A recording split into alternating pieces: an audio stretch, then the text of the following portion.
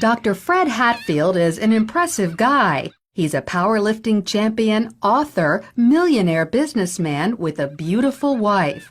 But he'll tell you his greatest accomplishment is killing his cancer, just in the nick of time.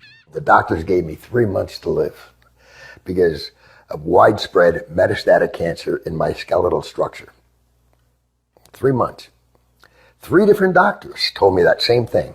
It's a horrible, horrible feeling to have someone tell you that the person that you love only has 3 months to live and you're not going to be with him anymore. While Fred was preparing to die, he heard about an anti-cancer diet, also known as metabolic therapy. With nothing to lose, he gave it a try and was shocked when it actually worked. And the cancer was gone completely. To this day, there's no trace of it, and it's been over a year. Although it wasn't easy, Fred stopped eating carbohydrates because carbohydrates turn into glucose inside your body. Cancer cells love glucose and need it so badly that if you stop giving it to them, they die.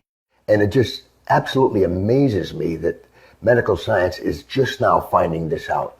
Fred's recovery was not a surprise to Dr. Dominic D'Agostino. His team of scientists at the University of South Florida study metabolic therapy. When they removed carbohydrates from the diets of lab mice, the mice survived highly aggressive metastatic cancer, even better than when they were treated with chemotherapy. We have dramatically increased survival with metabolic therapy.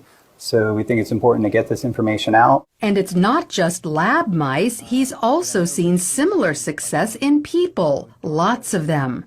I've been in correspondence with a number of people, probably at least a dozen people, and over the last 1.5 to 2 years, and all of them are still alive, so despite the odds. And so this is very encouraging. All cells, including cancer cells, are fueled by glucose.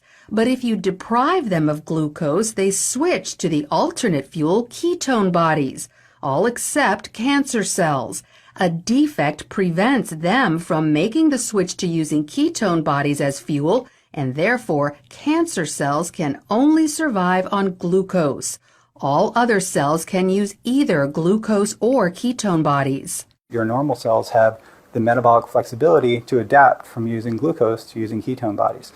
But cancer cells lack this metabolic flexibility, so we can exploit that. People like Fred, who deprive their cells of glucose and fuel them with ketone bodies instead, eat what's known as a ketogenic diet. It consists of almost zero carbohydrates, but lots of natural protein and fat. You can go online and there's just cookbooks and, it's clean eating, just very clean eating. None of the sugars, the salts, the trash food. Natural proteins are ones in their original form, but processed meats like cold cuts and hot dogs are off limits because often carbohydrates have been added to them. Natural fats are in their original form, like olive oil, avocados, nuts, and also coconut oil.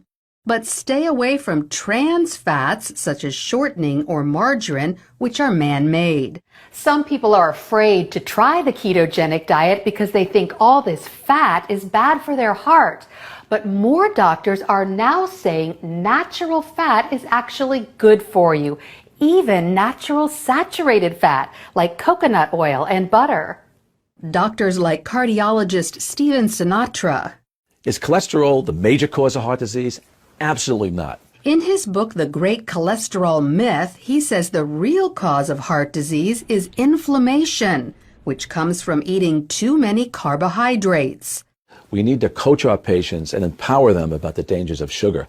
Unfortunately, they're not hearing that. They're hearing the converse, the dangers of fat. Fat is healthy for you, as long as you avoid trans fats. So by cutting back on carbohydrates and eating natural fats and proteins, you could improve your heart health and even wipe out cancer. Lori Johnson, CBN News.